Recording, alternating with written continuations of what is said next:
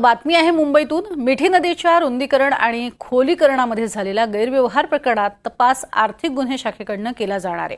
मिठी नदीच्या गाळ उपोषणासाठी देण्यात आलेल्या कंत्राटात गैरव्यवहार झाल्याचा आरोप विधान परिषदेमध्ये भाजप नेते प्रवीण दरेकर आणि प्रसाद लाड यांनी केला होता। दरम्यान आर्थिक गुन्हे शाखेच्या विशेष पथकानं या प्रकरणाच्या चौकशीसाठी सध्या 3 कंत्राटदारांनी समन्स बजावलेला आहे।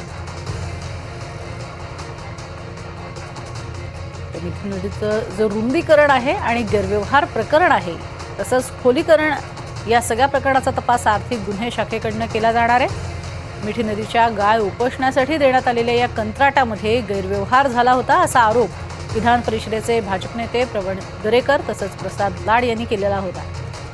आर्थिक गुन्हे शाखेच्या विशेष पथकानं या प्रकरणामध्ये सध्या 3 कंत्राटदारांना समन्स बजावलेला आहे आणि कंत्राटदारांकडूनच आता या संदर्भातले सगळे तपशील घेतले जाणार आहेत।